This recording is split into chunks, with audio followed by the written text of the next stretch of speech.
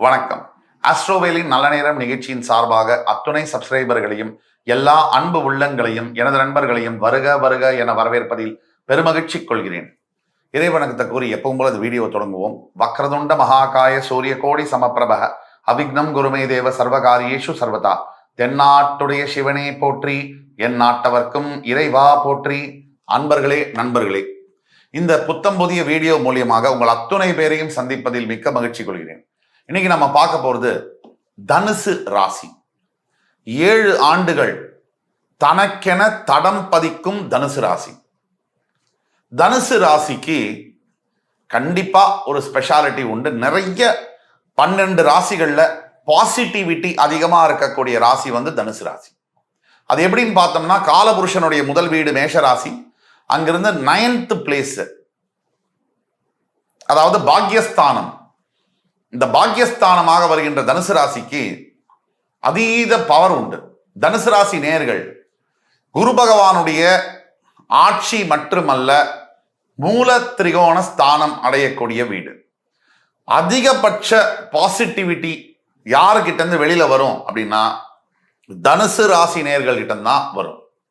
நல்ல எண்ணங்கள் ஆரம்பிச்சு தெய்வீகம், பக்தி, பணம், செல்வம் தங்கக்கூடிய, அதே மாதிரி கைக்கு எட்டுனது வாய்க்கு எட்டக்கூடிய பாக்கியங்கள் தனுசு ராசிக்காரர்களுக்கு இயற்கையிலேயே பிறவியிலேயே வரக்கூடிய வாய்ப்புகள் உண்டு. எங்கே அங்க ஒரு சிலருக்கு மிஸ் ஆகி இருக்கலாம். விதி விலக்குகள் என்பது விதி ஆக முடியாது. ஒட்டு மொத்தத்தில் தனுசு ராசி அன்பர்களுக்கு என்ன இந்த 7 ஆண்டுகள் என்ன தனக்கென்ன தடம் பதிக்கும்னா என்னது அப்படின்றத பார்ப்போம். தனுசு ராசியில 3 நட்சத்திரங்கள் வரும். மூலம், பூராடம், உத்திராடம். இந்த மூலம் என்பது கேது பகவானுடைய நட்சத்திரம். இந்த பூராடம் என்பது சுக்கிரனுடைய நட்சத்திரம். இந்த உத்திராடம் என்பது சூரியனுடைய நட்சத்திரம். இந்த மூலம் என்பது கேது மூல நட்சத்திரம் முதல் பாதத்தில் ஒருத்தர் பிறக்கிறார் அப்படின்னா சராசரியா 7 வருஷம் கேது தசைக்குள்ள இருப்பார். அது முடிஞ்ச சுக்கிர தசை ஒரு 20 வருஷம், 27 வயசு. அது முடிஞ்சு சூரிய தசை ஒரு 7 வருஷம், 34 வயசு. அதுக்கு முடிஞ்சு சந்திர தசை ஒரு 10 வருஷம், 44 வயசு. இது முடிஞ்சு செவ்வாய் திசையானது ஆரம்பிக்கும். செவ்வாய் திசை தனுசு ராசிக்கு ஏன் ஸ்பெஷல்? இதுதான் கொஸ்டின்.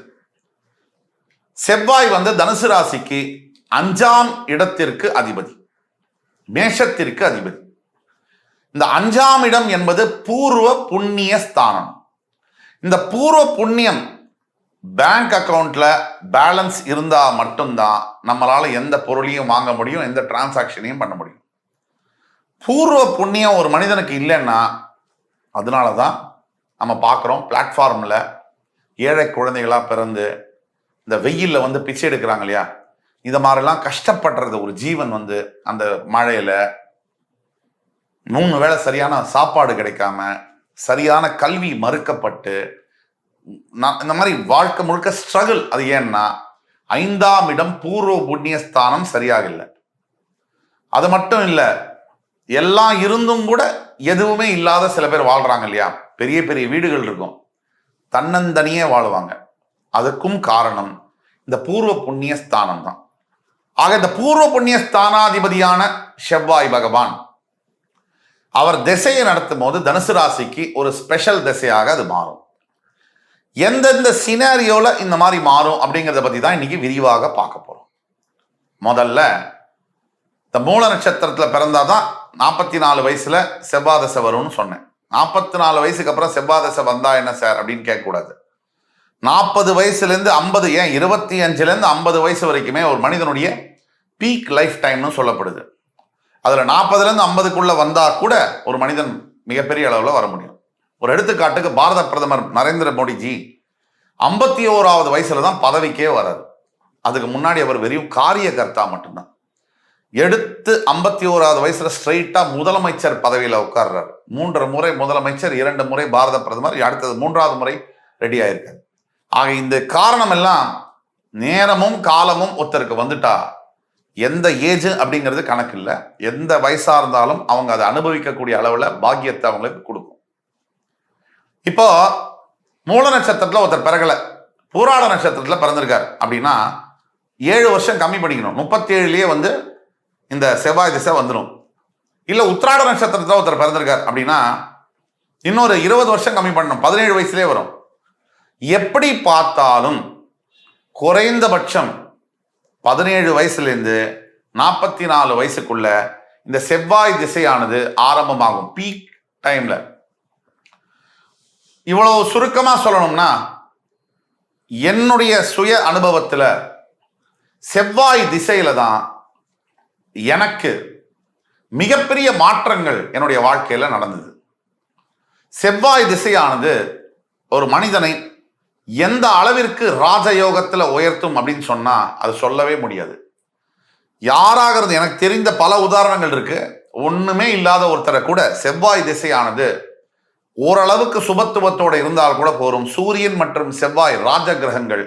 இந்த செவ்வாய் திசை நடக்கும் பொழுது ஒரு மனிதனுடைய வாழ்க்கையை அப்படி புரட்டி போடுது. ஆக இந்த செவ்வாய் திசையானது 7 ஆண்டு காலங்கள் முதல் சினாரியோல அந்த செவ்வாய் பஞ்சமஸ்தானம் என்று சொல்லக்கூடிய மேஷராசியில் ஆட்சி பெற்று மூலத்திரியோணம் அடைந்திருக்க வேண்டும். அடைந்து அஸ்வினி நட்சத்திர சாரமோ பரணி நட்சத்திர சாரமோ அல்லாது கிருத்திகை நட்சத்திர சாரத்துல பிறந்திருக்கணும். அவர் இருக்கணும், நட்சத்திர பாதத்துல இருக்கணும். கிருத்திகை நட்சத்திர பாத அவர் செவ்வாய் வந்து இருக்கணும்.